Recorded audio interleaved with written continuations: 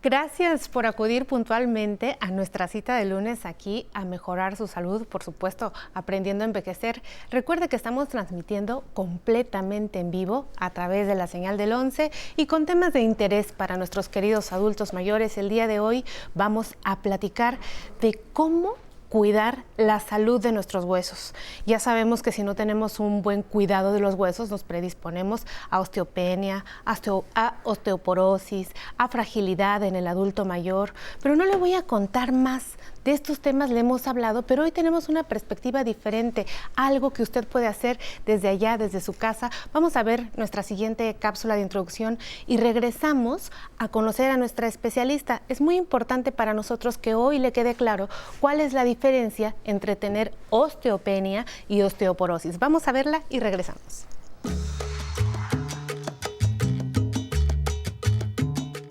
La salud de los huesos es muy importante. En un organismo joven, el cuerpo genera hueso nuevo mucho más rápido de lo que se deteriora, por lo que se mantienen fuertes y sanos los huesos de nuestro esqueleto. Sin embargo, con el paso de los años, es común que aparezca en las personas adultas mayores un padecimiento llamado osteopenia, que es cuando los huesos se debilitan y ya no tienen la fortaleza que tenían antes, porque el organismo ya no repara con la velocidad que lo hacía antes. El hueso se desgasta. Por lo general no se presentan síntomas tempranos, lo que puede provocar que la enfermedad avance hasta convertirse en osteoporosis, que es cuando ya los huesos se vuelven porosos y quebradizos. Este lunes en Aprender a Envejecer, comentaremos a detalle qué factores detonan o favorecen estas enfermedades óseas. También daremos consejos concretos para que las personas adultas mayores tengan alternativas de tratamiento en caso de padecer osteopenia u osteoporosis. Acompáñenos para conocer más sobre este tema. Esto es Aprender a Envejecer. ¡Comenzamos! Y mire usted, estoy muy contenta de recibir el día de hoy en el estudio a la doctora Andrea Olascuaga. La doctora es especialista en rehabilitación ortopédica y además es jefa del Servicio de Rehabilitación de Columna del Instituto Nacional de Rehabilitación de la Secretaría de Salud y esta mañana pues viene a platicar con usted, con nosotros. Gracias, doctora. Buen día, muchísimas gracias por la invitación. Al contrario, pues ya vimos en la cápsula, pero queremos aprovechar pues tus conocimientos para que nos cuentes pues cuál es la diferencia breve entre tener osteopenia y osteoporosis. Bueno, es una pregunta muy frecuente y lo que es importante es, primero que nada, partir de la base de tanto osteopenia como osteoporosis implica una disminución de la densidad mineral ósea. Cuando a través de los estudios de densitometría, que es la forma de diagnosticarla, podemos identificar una cierta disminución de la densidad mineral ósea, podemos llegar a baja masa ósea, que sería osteopenia, o a osteoporosis, que es cuando ya estamos hablando de una mucho menor densidad del hueso, y esto implica, bueno, una serie de intervenciones y tratamientos que hay que seguir, ya se considera la enfermedad. Densidad mineral ósea, ¿es la calidad del hueso que tengo? No, no necesariamente. ¿Qué es? Es importante partir de la idea de la resistencia del hueso. Cuando hablamos de resistencia ósea, estamos hablando de un hueso que resiste a impactos, a torsiones, a impactos de alta energía o incluso de baja energía, que es justo lo que pasa en las fracturas por osteoporosis, que son fracturas que suceden por baja energía. Pero el hueso se compone de una cierta cantidad de hueso y de minerales, que es la densidad, tiene una cierta densidad, pero también de la microarquitectura, y esto, la definición de osteoporosis en sí habla de una disminución de la densidad del hueso, pero también de una alteración de la microarquitectura, es decir, de la forma en la que el hueso está conformado por dentro, la forma en la que está hecho la arquitectura del hueso, que son microtrabéculas, son como una pequeña red por dentro del hueso, y cuando hablamos de calidad ósea estamos también hablando de no nada más de la densidad, sino más bien de esa cantidad o densidad de hueso, qué calidad tiene para soportar impactos o cargas. Y la característica arquitectónica del hueso también nos va a hablar de la calidad. Ah, qué interesante. Uno pensaría que solamente se trata de ver qué tan resistente está mi hueso, ¿no? Y parece que este estudio es mucho más amplio. Importantísimo hacerse una densitometría ósea de manera preventiva. ¿A partir de qué edad, doctora? Pues habitualmente los picos en los que se presenta con más frecuencia la osteoporosis es en mujeres posmenopáusicas o en adultos mayores. Son como los dos picos más frecuentes y hablamos de osteoporosis posmenopáusica y osteoporosis senil. La realidad es que puede dar a partir en realidad de la menopausia en adelante, y en hombres alrededor de los 60 años en adelante es cuando se recomienda hacer un estudio de densidad mineral ósea o de densitometría ósea, y definitivamente como una manera de evaluar cuál es la condición de mis huesos. ¿Y por qué la menopausia es un punto de corte? ¿Tiene que ver los estrógenos, algo ahí, o qué sucede? Totalmente, sí.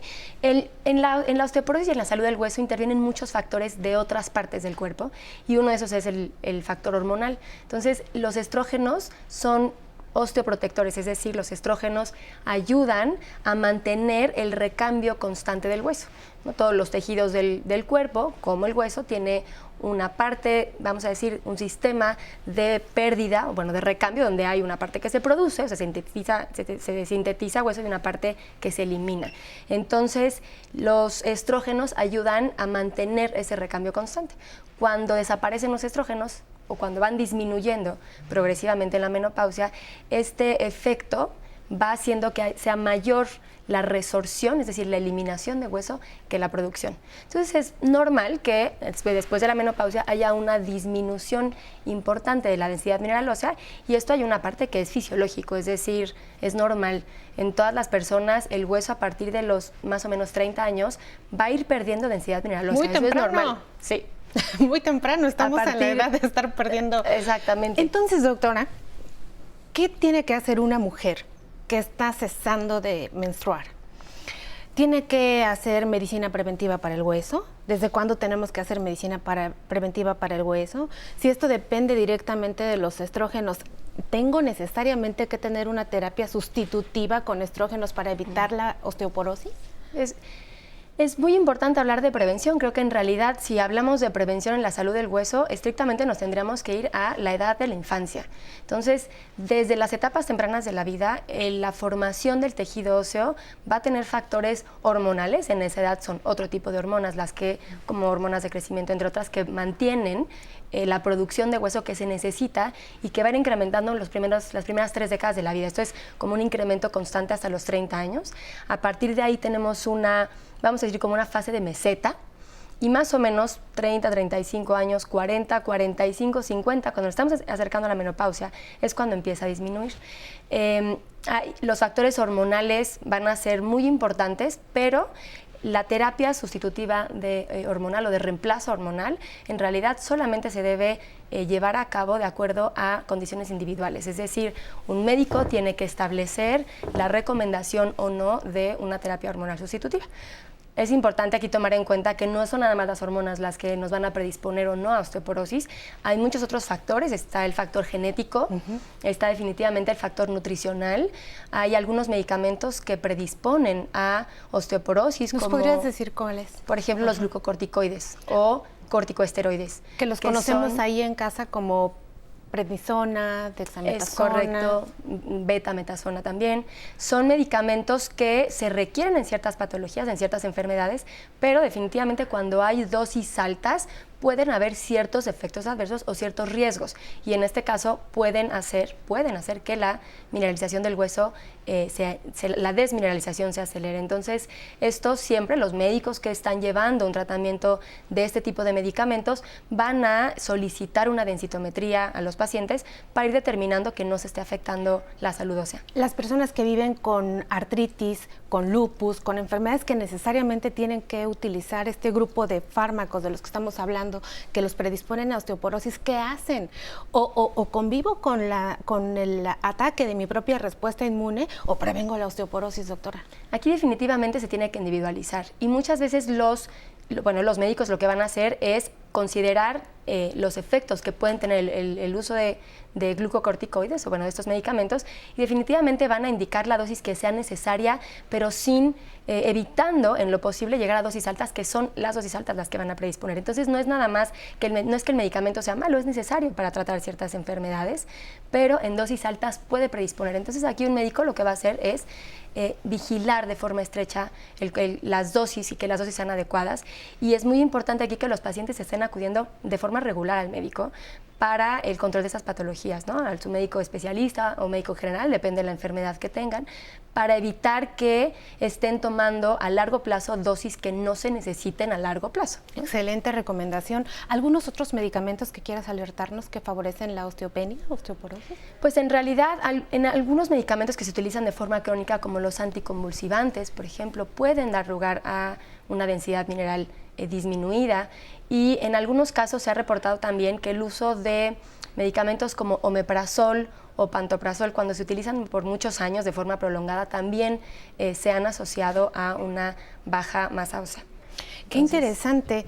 De pronto solamente pensamos que esto tiene que ver con la edad y que necesariamente las personas que vamos avanzando en la línea del tiempo pues tendremos osteopenia, osteoporosis, pero esta reflexión que nos invitas el día de hoy, contemplando las enfermedades, contemplando los momentos de la vida, pues creo que sin duda nos abre la mente. ¿Qué le parece? Vamos al siguiente corte y regresamos a seguir conversando. A mí no me gusta, denme, yo quiero dar. La verdad es que tengo tantos hijos por el mundo, tuve uno porque quería saber... Uno biológico para saber qué se sentía, pero todos los demás son mis hijos. Quiero seguir dando clases a quien quiera que le dé clases, no a quien tenga que darle clases. Y desde luego tengo una familia que es mi hijo, que yo afortunadamente estoy viendo que ya el camino lo encontró, y 2 nietas preciosas. Al final, todas esas cosas que me han ido sucediendo son cosas que me han ido pasando y que me han hecho crecer. Al final, cuando veo las 2 prótesis que tengo, que a veces ni puedo caminar, digo, todo eso es gracias a que yo he hecho lo que me ha dado la gana.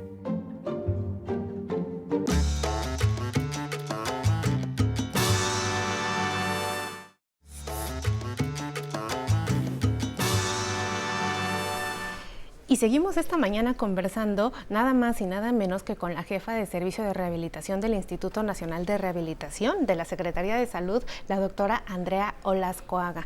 Y bueno, doctora, vamos a seguir aterrizando el día de hoy, por si apenas usted va aprendiendo la televisión, pues estamos hablando sobre cómo cuidar la salud de nuestros huesos y hablábamos de los factores de riesgo de los que queremos hacer hincapié el día de hoy.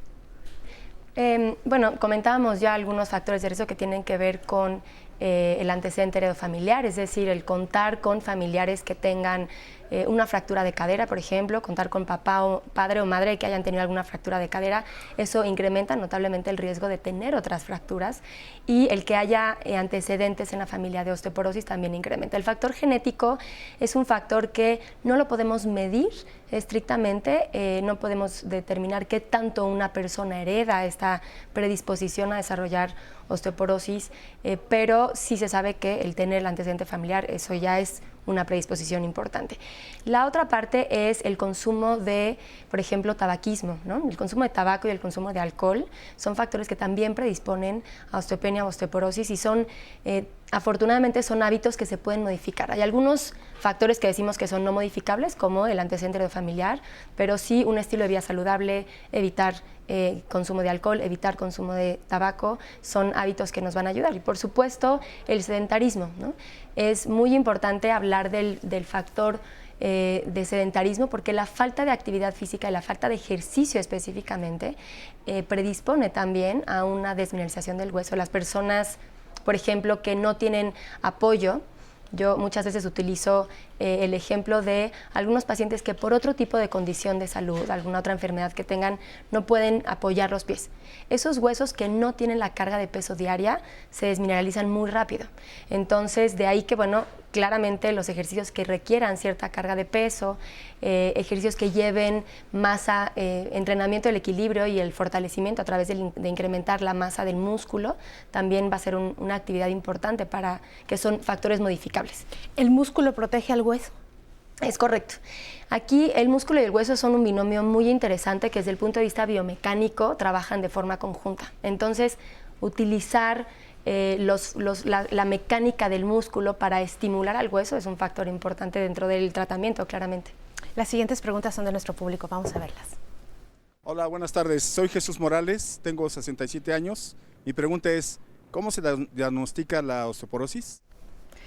Gracias, Jesús. Bueno, lo primero es considerar los factores de riesgo. Ahorita yo ya comentaba los más importantes. Y lo segundo, para hacer un diagnóstico preciso, lo que más tenemos hoy a la mano y que se encuentra disponible en distintos lugares es el estudio de densitometría ósea. Es un estudio que de algún modo hace un escaneo de los huesos y determina la densidad mineral del hueso. Perfecto, vamos a ver la siguiente pregunta. Soy Emilia Redondo Guevara, tengo 66 años. Mi pregunta es si la osteopenia derivará en una osteoporosis. ¿Qué tal con nuestro público con preguntas tan buenas? Es Gracias, una pregunta muy importante porque cuando una persona se hace un estudio de densitometría y el diagnóstico, el resultado es osteopenia, lo primero es miedo a que en qué momento esto va a convertirse en una osteoporosis. Y aquí lo importante es considerar que todas las intervenciones, el tratamiento que podamos hacer en osteopenia, que esté indicado en osteopenia, nos puede notoriamente ayudar a disminuir el riesgo de que evolucione a osteoporosis. Tener osteopenia sí es en sí un riesgo, que si sigue aumentando este déficit de mineralización, de densidad mineral del hueso, claramente va a avanzar a osteoporosis, pero no sucede en todos los casos por todos esos factores que he comentado. Si yo tengo osteopenia, ¿puedo volver a hacerme, después de llevar un tratamiento óptimo, un estudio posterior de densitometría y saber que ya estoy con mi hueso normal, por decirlo de alguna manera? ¿Es reversible? La enfermedad de osteoporosis en sí, hablando de osteoporosis, es una enfermedad que no se cura. Desde el punto de vista densitométrico, es decir, lo que me puede decir una densitometría ósea es en qué momento estoy hoy, y el resultado puede ser osteopenia, puede ser osteoporosis, pero es importante considerar que la enfermedad no se cura, pero los factores que podamos modificar, los tratamientos que debamos de hacer, si los llevamos a largo plazo, disminuye el riesgo de fracturas. Justo te voy a preguntar sobre el tratamiento, que es algo muy desafortunado desde el punto de vista clínico y médico para las personas. Cuando vienen a vernos, uno prescribe el tratamiento que sea adecuado para cada paciente, pero tenemos que esperar muchísimo tiempo para saber si el tratamiento es óptimo para un paciente. ¿Cada cuánto tiempo está recomendado que a una persona que inicie el tratamiento para osteopenia o bien osteoporosis, uno le tenga que repetir la densitometría y saber si ese es su camino? Porque no hay otra. Yo siempre les explico que es como un vestido, no sabes si te queda hasta que te lo pruebas. Entonces justo es parte de la gran inquietud que hay en torno a esta enfermedad. Bien, hay muchas dudas al respecto de cuál es la utilidad realmente de la densitometría. Y lo primero que sí sabemos es partir de la idea de que la densitometría es un estudio para hacer el diagnóstico, pero no es el estudio adecuado para hacer un seguimiento médico, no como único desenlace, no como único resultado. Entonces, los médicos que atendemos pacientes con osteoporosis no utilizamos únicamente la densitometría, sí para el diagnóstico, pero no para la toma de decisiones de qué tratamiento es el mejor o cuándo debemos cambiar de un tratamiento a otro. Definitivamente aquí lo importante es, se establecen distintos riesgos. Se establece el riesgo que tiene un paciente de presentar una fractura. Se va a basar no únicamente en la densitometría, sino la combinación que hay con otros factores que son individuales. La otra parte es, por ejemplo, el riesgo de caídas. Un paciente que tiene un alto riesgo a caídas, por supuesto que va a necesitar un tratamiento mucho más cercano en términos de vigilancia estrecha, y es un paciente en el cual vamos a necesitar que tenga un muy buen apego al tratamiento, cuestión que muchas veces nos es difícil porque como la osteoporosis es una enfermedad que no duele, ni la osteopenia ni la osteoporosis no duele, entonces los pacientes dicen, bueno, pues si me duele o no me duele, yo no veo la diferencia. De modo que el médico que dé el tratamiento, en este caso, va a tomar la decisión de cuáles van a ser las pautas para normar una indicación de tratamiento. Y en este caso la densitometría, lo que sí tenemos es muy claro y sí tenemos esa información, que es el resultado de la densitometría no va a mostrar cambios de forma rápida. Para que un escaneo pueda determinar un cambio en la densidad mineral ósea y poderlo comparar un antes con un después, no es útil realmente antes de 2 años. Entonces, en general, se puede hacer una recomendación de cada 2 o 3 años repetir el estudio, pero ojo, no como seguimiento de la enfermedad, sino para hacer un diagnóstico o para digamos, un paciente que se hizo ya el estudio, está normal, se lo puede repetir en 3 años para evaluar si hay alguna saber diferencia. en qué terreno estamos paradas después de empezar toda esta modificación, que supongo que también ahí viene la evaluación de hacer crecer el músculo, de contemplar estos factores de movimiento, sobre todo en las personas adultas mayores, etcétera. Doctora, pues es muy breve el tiempo para hablar de este tema tan interesante. Te agradecemos que hayas estado el día de hoy con nosotros. Nos quedan muchas cosas en el tintero, por ejemplo, que hay acerca de la pandemia silenciosa de vitamina D, que nos está favoreciendo también esta condición de salud. Esperamos tenerte de nuevo en este foro para que amplíes con ese conocimiento, pues el nuestro también. Y a usted, pues muchísimas gracias por haber acudido aquí a nuestra cita puntual este lunes de Aprender a Envejecer. No se olvide que vamos a ver una cápsula de salida, pues justo para saber qué es esta densitometría ósea de la que tanto platicamos el día de hoy con la doctora, cuándo se la debe de hacer. Al final tenemos a nuestra querida Pamela Montes de Oca y pues nos vamos a ir cuidando de la mejor manera la salud de nuestros huesos, que es bailando. No olviden nuestro programa estelar de domingo con Patti Kelly. Hasta la próxima.